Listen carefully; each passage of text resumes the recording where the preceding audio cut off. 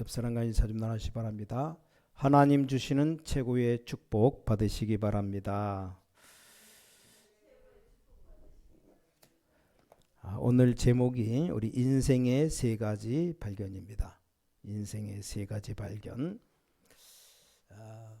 자, 오늘도 우리가 수요일 하나님 앞에 예배드리러 나왔습니다. 자, 여러분 예배드리러 나오셨기 때문에 예배에 대한 말씀을 잠깐 먼저 드립니다. 예배는 말 그대로 하나님께 드리는 겁니다. 예배는 뭐 감상하는 게 아니에요. 또 예배는 영화 구경하듯이 보는 게 아닙니다. 나를 드리는 겁니다. 내 마음과 생각을 드리는 게 바로 예배입니다. 그래서 기도도 드리고 찬양도 하나님께 드리는 것이고 몸도 드리고 시간도 드리고 또 주일날 예배 드릴 때는 물질도 드리고 감사도 드리고 예배는 뭐냐 한마디로 드리는 겁니다. 그럼 하나님이 그냥 받으시고 그냥 가만히 계시느냐? 절대 그렇지 않습니다. 하나님은 드리는 자에게 하나님은 그 예배를 받으시고 이제 베푸시는 겁니다. 그래서 말씀도 하나님이 주시고 우리에게 은혜도 주시고 깨달음도 주시고 영적인 힘도 주시고 응답도 주시고 자 그래서 예배는 종합적인 내 신앙에 가장 중요한 축복이 담겨 있습니다. 그래서 어떤 어려움 속에 있더라도 예배 하나만 놓치지 않는다면 그분은 결국 이제 승리하게 되어 있습니다. 자 여러분의 자녀 예배 하나만 놓치지 않는다면 반드시 그 자녀 예배 속에 승리하게 되어 있습니다. 혹시 주일날 이 좋은 날 내가 여기 왜 와 있지? 혹시 교회 오다가 그렇게 생각하시는 분 혹시 계실지 몰라요. 내가 지금 뭐 하는 것이지? 다른 사람 지금 다 들로 산으로 다 놀러 가는데 내가 지금 뭐 하는 것이지? 그렇게 생각 안 하셔도 됩니다. 그래서 보통 교회 안에 여자분들이 믿음이 더 좋고 남자분들은 믿음이 좀 없죠. 그래서 남편들을 잘 이해하셔야 됩니다. 그래서 뭘 이해해야 되느냐? 보통 인간의 심리를 연구하는 학문을 가리켜서 심리학이라고 말합니다. 근데 심리에는 아동 심리, 청소년들의 심리, 또 노년의 심리, 여성 심리 다 있는데 이 남성 심리는 없어요. 남성 심리학이 없습니다. 그래서 심리학을 공부하는 전문가에게 물어봤어요. 왜 없느냐? 왜 없는지 아십니까? 남성 심리학 있을 이유가 없어요. 왜냐? 이 남성 심리는 아동 심리하고 똑같기 때문에 그거 하나 이해하면 됩니다. 남자들의 심리가 조그만 아동 심리와 같아요. 여러분 아이들 키워봤잖아요. 그 참고하시면 됩니다. 우리 남성들 사실 여자가 남자들을 다 움직이죠. 목사님 우리 남편은 절대 내 말 안 듣는다 말하는 분들도 결국 다 듣게 되어 있습니다. 어떤 분이 연구하는데 많은 남자들 놔두고 직접 그 현장을 조사를 했답니다. 그래서 아내 얘기를 듣는 분은 오른쪽에 쓰고 아내 얘기 안 듣는 분은 왼쪽에 쓰라 그랬답니다. 그랬더니 다 오른쪽에 쓰는데 한 명만 왼쪽에 있더래요. 자, 이 사람 또 어떤 분인가 하고 가서 물어봤답니다. 리포터가 인터뷰를 했대요. 저 사람 다 많은 쪽 여성분 얘기를 듣고 산다는데 거기 이쪽으로 한쪽으로 선 사람한테 물어봤답니다. 어떻게 당신은 아내 얘기를 안 듣고 살 수 있습니까? 물어봤더니 오늘 아침에 나오는데 우리 아내가 많은 쪽에 사람 가는데 가지 말라 그래가지고 혼자 여기 있는다고. 더 착하게 더 잘 듣는 거죠. 그 말은 남자들은 여성 말 다 듣게 돼 있다 이 말이죠. 근데 여기서 주의할 점 하나가 절대 잔소리하면 안 들어요. 남편들 인상이 잘 들을 것까지 생겼습니까? 그렇게 안 생겼죠. 어떤 목사님 어느 날 집사람이 사모님이 당신은 왜 그 넥타이만 매냐? 집에 넥타이가 엄청 많은데 그냥 아무 생각 없이 아무거나 손에 잡히는 대로 매는데 늘 매던 걸 계속 맨답니다. 아니 이렇게 넥타이가 많은데 왜 늘 매던 것만 매냐? 그렇게 말하니까 웬만한 남자는 그냥 또 딴 거 매잖아요. 그래? 그럼 더 그것만 또 맨다 그러답니다. 오기가 있어갖고 뭔 무슨 개떡 같은 오기인지 하여간 보통 남자들이 그래요. 딴 여자들 딴 사람 말은 잘 듣는데 일단 자기 마누라 말은 죽어라고 안 듣는 거예요. 그래서 우리 여성분들은 남편 절대로 잔소리해서 고치려고 하지 말아요. 그건 절대 안 고쳐집니다. 오히려 더 삐딱하게 나가요. 진짜 듣게 하는 방법, 그 영혼을 두고 기도하면 됩니다. 그냥 이해하시고 저건 지금 한 5살짜리 아동이구나 생각하고 5살, 7살짜리는 엄마 말 안 듣잖아요. 똑같아요 남자. 그래서 기도하면 됩니다. 시간 가다 보면 다 듣게 되어 있습니다. 또 서로 부딪히면 말싸움할 수 있죠. 아무리 부부싸움 한다고 하더라도 예배 놓치면 안 됩니다. 자, 부부싸움을 언제 가장 많이 하느냐? 어떤 목사님이 연구를 해봤답니다. 자기 경험으로는 개인 생각이지만 토요일 오후에 가장 많이 하게 된답니다. 왜 그러냐? 토요일 오후에 부부싸움 하면 반드시 주일날 뭔가 영향 가게 되어 있습니다. 이게 사탄이 그렇게 역사하는 거죠. 그래서 그 목사님은 그 사모님에게 얘기했답니다. 토요일 오후만 되면 입을 꽉꽉 닫아달라고. 꼭 나에게 할 얘기가 있더라도 월요일 날 하라고 그렇게 신신당부했답니다. 자, 예배 승리해야 돼요. 예배 놓치면 안 된다는 말이죠. 자, 보통 사람들의 관심이 있습니다. 보통 사람들 희망사항이 있어요. 어떻게 하면 행복하지? 행복을 추구합니다. 당연하죠. 행복 추구하는 거 평안하기를 다 원합니다. 더 나아가서는 성공하기를 원합니다. 그래서 이제는 좀 더 뭔가 안식이 되었으면 좋겠다. 안식하기를 원합니다.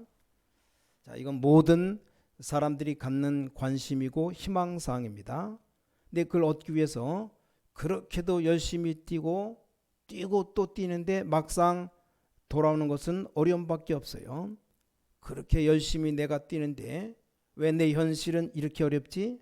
나는 왜 하는 일마다 이렇게 꼬이지? 뭐 예상치 못한 많은 어려움들이 왜 이렇게 몰려오지? 나는 왜 이렇게 무능하지? 뭐 그렇게 열심히 노력하고 애쓰는데 왜 일이 잘 안 풀릴까? 이제 나 이것저것 다 싫다.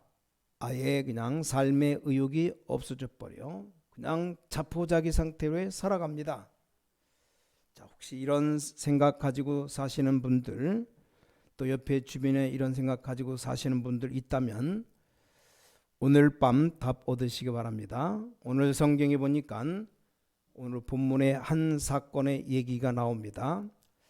예수님이 공생이 시작하시면서 제자들을 부르시는 장면이 성경에 기록되어 있습니다. 여기 나오니까 오늘 본문에 시몬이라는, 시몬이 옛 이름이고 베드로죠. 예수님을 처음 대면한 얘기가 성경에 기록되어 있습니다. 자, 예수님을 올바르게 만나기 전에 베드로는 어떤 모습이었는가? 이 베드로가 정확하게 나이는 기록되어 있지 않았지만 흐름을 보면 중년인 것 같아요. 막 패기도 있고 용기도 있고 뭔가 삶의 의욕도 있고 이런 젊은 중년의 나이입니다. 직업은 어부였어요. 게네사렛 호숫가에서 늘 고기 잡는 어부였습니다. 그의 전문성을 얘기하라면 오랜 세월 동안 이 어부 생활했기 때문에 고기 잡는 데는 박사의 박사.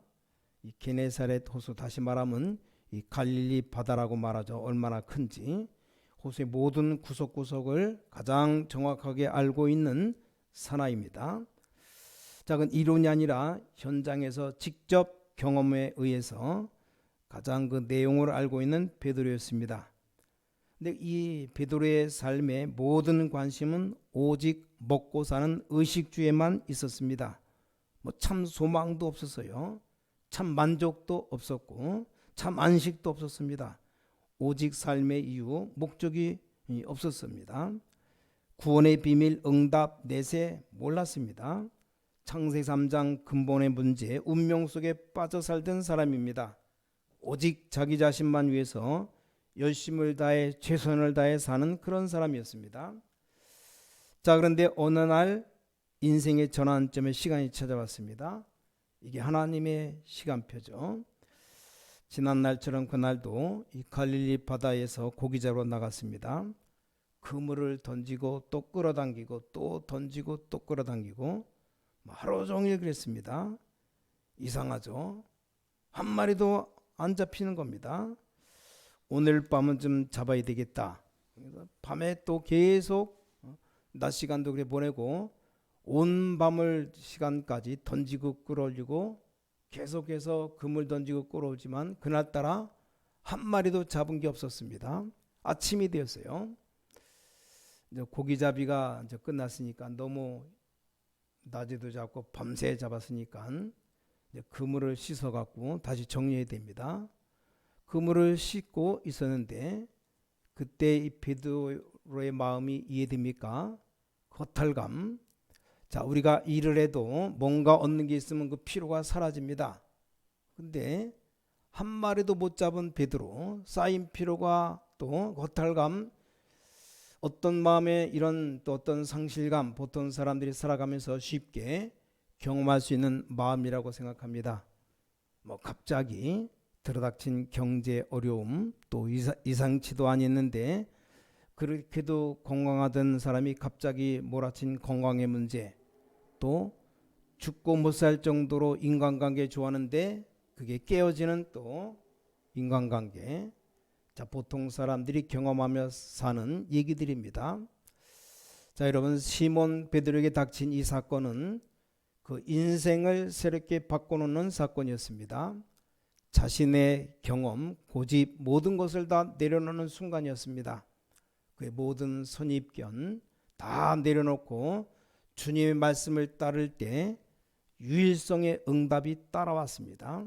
그래서 하나님의 계획 속에 있다면 문제도 축복으로 바뀌는 겁니다. 오늘 본론, 오늘 베드로가 자기 인생의 세 가지를 발견했습니다. 자, 오늘 그 세 가지가 뭔지 여러분 세 가지 인생의 중요한 걸 꼭 발견하는 시간 되시기 바랍니다. 첫 번째입니다. 베드로가 누굴 발견했냐? 이 그리스도를 발견했습니다. 자, 이 그리스도를 발견했다는 말은 복음을 회복했다 그 말이에요. 자, 예수님이 배 위에서 말씀을 전하십니다. 베드로가 주님의 그 말씀을 들었습니다. 아마 말씀을 들으면서 이 베드로의 생각이 많이 달라졌을 겁니다. 아, 저분이 누군지, 또 이 말씀이 어떤 말씀이지, 이 말씀을 다 듣고 나는데 주님이 이제 베드로에게 말씀하십니다. 자, 5절에 보니까 베드로야 깊은 데로 가서 그물 내려 고기를 잡아라. 베드로가 안 해봤겠습니까? 밤새도록 그물 던졌는데 온 낮 시간을 다 해봤다니까요. 근데 주님이 말씀하십니다. 그래서 이 베드로가 말하죠. 선생님, 내가 밤이 맞도록 해봤지만 잡은 것이 없었습니다. 근데 주님의 말씀에 의지하여 내가 그물을 내리겠다. 이게 호칭이 바뀌었습니다. 처음엔 선생님 그랬습니다. 5절입니다. 8절에 보니까 주여라고 말합니다. 주여, 내 인생의 주인이시여, 나의 주, 나의 그리스도의 주여. 그 단어 속에는 이미 베드로의 신앙 고백이 담겨져 있는 겁니다. 자, 베드로는 그리스도를 발견했습니다. 자, 여러분, 인생의 그리도가 발견되시기 바랍니다. 그리스도 내 인생의 유일한 답입니다. 인생의 어떤 문제를 만나도 이 그리스도가 답입니다. 자, 그리도 밖에서 인생의 문제를 해결하려고 애쓰지 말아요. 그건 영적 무지입니다. 영적 무지. 그건 어리석은 일입니다. 자, 그리도 안에서 그리도가 답을 주어질 때 거기에 참된 해답으로 모든 그 문제가 다 해결되는 겁니다. 내 행위, 공로, 노력이 아닙니다. 우리가 그리도를 발견하는 것은 전적인 이 하나님의 은혜입니다. 그 하나님의 은혜로 인해서 내 마음에 하나님이 믿음을 주시는 겁니다. 그 믿음 가지고 그리스도가 발견되는 겁니다. 우리가 잘 아는 대로 모든 사람은 하나님부터 만나야 돼요. 열심 내기 전에 하나님부터 만나야 됩니다. 행복하려고 애쓰기 전에 하나님부터 만나야 됩니다. 성공하려고 노력하기 전에 하나님부터 만나야 돼요. 그 하나님을 만나서 운명부터 바뀌어야 됩니다. 그래서 운명 바꾸기 위해서 하나님을 만나기 위해서 하나님 만나는 길로 그리스도가 이 땅에 오신 겁니다. 그분이 참 선지자로 하나님 만나는 길을 여시고 우리 모든 죄와 저주, 밀려오는 어둠의 세력을 사실 해방받는 길이 그리스도입니다. 그래서 참 제사장 그리스도로 오셔서 우리 모든 죄와 저주에서 우리를 해방했습니다. 눈에 보이지 않는 이 흑암, 사탄의 어둠의 세력을 잡고 있으면 그 속에 얻는 행복은 다 가짜 행복입니다. 그 속에서 사탄 아래에서 성공은 결국은 바벨탑입니다. 자, 누구도 이길 수 없는 이 사탄의 소나기에서 빠져나오는 길로 권세 있는 그리스도가 오셨습니다. 오셔서 이 마귀의 세력을 깨뜨려 승리했습니다. 사탄의 세력을 깨뜨려 승리하신 참 제사장 대신 참 왕 대신 그리스도입니다. 그래서 우리는 영적인 신분부터 바꿔야 됩니다. 마귀 자녀에서 하나님의 자녀라는 영적 신분부터 바뀌어야 됩니다. 우리 영적인 소속부터 바뀌어야 됩니다. 자, 내 인생의 문제는 어떤 문제라도 사실 이 그리스도를 만날 수 있는 기회입니다. 우리가 살아가다가 어떤 문제를 만나더라도 결국 그 문제는 이 그리스도를 만날 수 있는 기회입니다. 자, 오직 이 그리스도를 만난 사람에게 있어서는 그 문제 때문에 나의 체질이 이제 오직이 되어지는 기회입니다. 그 저와 여러분이 오직 되기가 쉽지 않아요. 그러나 문제가 오면 특히 큰 문제를 만나보세요. 이 그리스도 바라보는 오직이 되어질 수밖에 없습니다. 우리 체질이 오직 그리스도란 이 체질로 바뀌어지는 겁니다. 그래서 우리는 지혜로운 사람은 큰 문제를 만나서 오직이 되어지려고 하지 마시고 우리의 체질부터 바꿔야 됩니다. 그 자체도 내 의가 아닌 하나님의 은혜로 발견되어지는 겁니다. 정말로 저와 여러분이 이 그리스도를 발견하는 건 전적으로 이 하나님의 은혜입니다. 내 지식도 아니고 내 능력도 아닙니다. 나의 의도 아닙니다. 완전 100% 전적인 하나님의 은혜입니다. 그래서 우리가 그리스도를 발견하면 이 그리스도 안에서 영적인 참 자유함이 주어집니다. 요한복음 8장 30절에 진리를 알지니 진리가 너희를 자유케 하리라. 저와 여러분의 과거, 현재, 미래, 내세 모든 문제가 그리스도 안에서 참 자유함을 우리에게 주셨습니다. 자, 여러분 그리스도부터 발견되기를 주님의 이름으로 축복합니다. 자, 두 번째입니다. 자, 나 자신에 대해서 또 발견해야 됩니다. 도대체 나는 누구냐? 8절에 베드로가 고백합니다. 주님의 말씀을 들었고 이분이 그리스도라는 사실을 알게 되었습니다. 그러자 자신이 누군가가 발견되었어요. 뭐라고 고백합니까? 주여 나는 죄인으로서이다. 여러분 그리스도의 생명의 빛 앞에 생명의 영광스러운 빛 앞에 나 자신이 비춰질 때 비로소 내가 어떤 자인가 발견되는 겁니다. 성경에 의인은 없나니 한 사람도 없다. 모든 사람이 죄를 지어서 하나님의 영광에 이를 수가 없게 되었죠. 그래서 포장된 나, 가식적인 나 이런 모습이 그리스도의 빛 앞에 적나라하게 드러나기를 축복합니다. 그래 참된 영적인 치유가 일어나게 되는 겁니다. 창조의 빛, 생명의 빛 앞에 나 자신이 날마다 드러날 수 있게 되어야 돼요. 자, 신학자 칼빈은 후대들에게 5가지 교리를 정리해 놨습니다. 첫 번째, 모든 사람 다 죄인이다. 인간의 전적 부패를 얘기했습니다. 자, 두 번째, 그런 죄인들에게 하나님은 그리스도를 보내셔서 무조건적으로 그들을 구원의 길을 여셨다. 그래서 그걸 보고 무조건 선택이라고 말씀했습니다.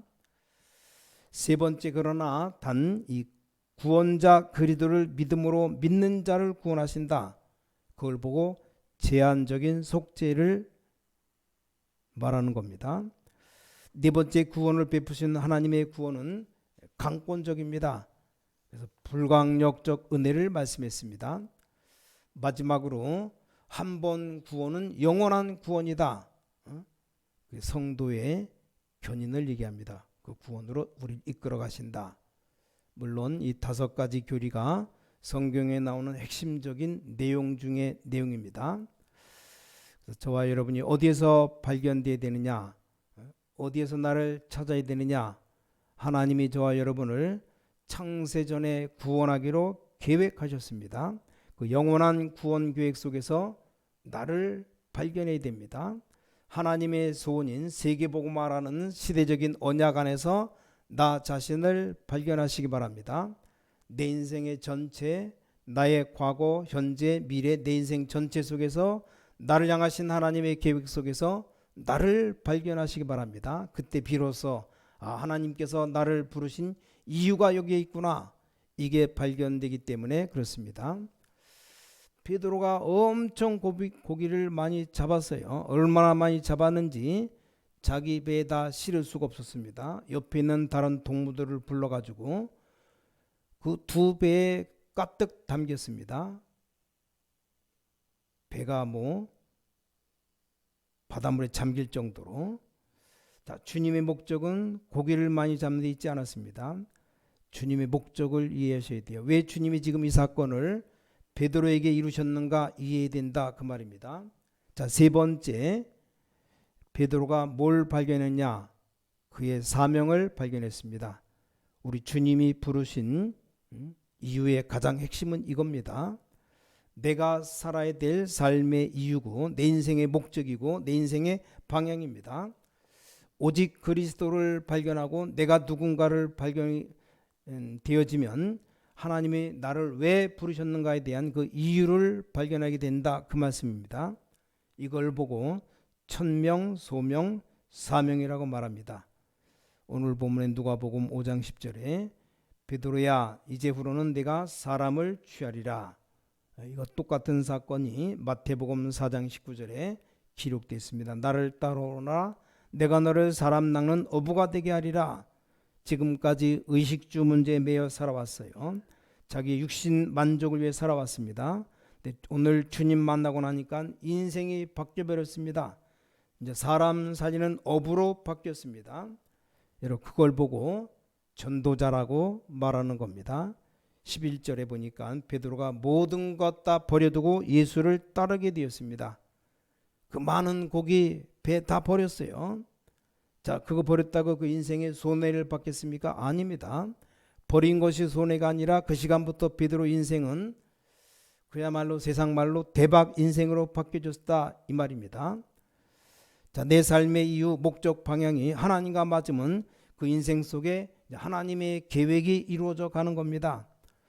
요한복음 21장 15절 이하의 베드로가 연약 가운데 빠졌습니다. 그때 부활하신 주님이 찾아왔죠. 요한의 아들 시몬아, 네가 나를 사랑하느냐? 그렇다면 내 양을 먹여라, 내 양을 쳐라. 그 말은 후대를 살려라, 생명을 살려라. 주님이 다시 말씀합니다. 그래서 베드로가 오순절 성령 충만한 마가다락방에 함께 모여 기도하다가 성령 충만 받았죠. 그래서 사도행전 3장 6절에 보니까 성전 미문에 운명이 잡혀있던 나면서 안진병이 된 자를 만나게 되었습니다. 내가 내게 있는 것 네게 주노니 나사렛 예수 그리스도 이름으로 일어나 걸어라. 자, 이 베드로 가슴 속에 누리고 있던 예수 그리스도 그 이름을 주고 안진뱅이를 일으켰습니다. 그 안진뱅이 가장 먼저 한 일이 뭔지 압니까? 성전 미문 앞에서 그동안 구걸만 했지 40년 동안 한 번도 걸어보지 못한 안진뱅이, 한 번도 성전에 들어가 본 적이 없어요. 이 안진뱅이 일어나서 바로 성전에 들어갔습니다. 왜 들어갔겠습니까? 하나님을 예배하기 위해서, 그 하나님의 이름을 찬양하고 그 하나님 앞에 감사하고, 여러분 하나님이 원하시는 것이 바로 이겁니다. 하나님이 베드로를 왜 부르셨는가? 하나님이 저와 여러분을 이 시대에 왜 부르셨는가? 저와 여러분을 인생 속에 세 가지를 왜 발견하게 하셨는가? 여러분 성경의 교훈은 가장 확실하고 명료합니다. 이 땅의 모든 인생들이 하나님이 보내신 자, 이 구원자 그리스도를 발견해라. 자, 그리스도를 발견했다면 그리스도를 통해서 네 자신이 먼저 치유받고 힘을 얻어라. 너를 구원으로 부르신 그 이유, 그 이름을 전파해라. 그 이름의 증인 되어라. 이게 성경 전체의 교훈입니다. 이게 바로 사도행전 1장 138입니다. 그렇죠? 하나님이 오늘 저와 여러분을 왜 부르셨느냐? 자, 이 땅의 현장에 인생의 12가지 문제로 빠져있는 사람들이 있기 때문에 우리를 부르신 겁니다. 사탄을 속이기 위해서 파놓은 함정 속에 빠져 있습니다. 사탄이 그럴듯한 흑암 문화로 틀을 딱 만들어 놓고 그 속에 갇혀 있어요. 사단이 펼쳐놓은 덫에 올무에 걸려 있습니다. 그 속에서 신음하고 고통 가운데 방황하고 있습니다. 사도행전 10장 38절에 보니까 이 거짓의 압이 마귀에게 눌려 있다고 되어 있습니다. 벗어나고 싶어도 그 길을 몰라서 벗어날 수가 없습니다. 근데 하나님의 아들 그리스도가 이 땅에 오신 것이 마귀의 일을 멸하기 위해서 오셨습니다. 오늘 우리는 그리스도의 이름으로 이들을 다 살려야 됩니다. 그리스도 이름으로 답주는 자, 그리스도 이름으로 치유하는 자, 그리스도 이름으로 결국은 살리는 자, 그 자를 보고 우리는 영적 서밋이라고 말합니다. 자, 하나님이 저와 여러분을 이 시대에 영적 서밋으로 부르셨습니다. 결론입니다. 이제 말씀의 결론 맺습니다. 자, 보통 사람들처럼 그저 평범했던 베드로의 삶, 먹고 사는 의식주에만 관심이 있었습니다. 그러나 아무 비전도 꿈도 없었습니다. 그저 그냥 육신적인 것에만 저와 여러분의 과거도 그랬어요. 근데 감사하게도 우리 인생 전환점의 시간표가 있었습니다. 자, 인생 전환점의 시간표로 하나님이 저와 여러분을 회복시키셨습니다. 이제는 내 인생 전체가 하나님의 계획 속으로 들어오게 되었습니다. 자, 하나님이 원하시는 이 언약의 예정 속으로 들어오게 되었습니다. 오늘부터 여러분이 이 언약 잡으시기 바랍니다. 오직 그리스도, 오직 하나님의 나라, 오직 성령 충만해서 이제 땅끝까지 증인되어지는 언약을 붙잡으시기 바랍니다. 하나님은 저와 여러분을 통해서 237 나라 살리는 결국은 하나님의 계획 속으로 우리를 부르셨습니다. 주님은 이 천국 복음이 땅끝까지 증거되리라 말씀하십니다. 그제야 끝이 오리라 말씀했습니다. 이 구원의 복음이 천하만민에게 전파되어서 영적으로 치유받으라고 말씀합니다.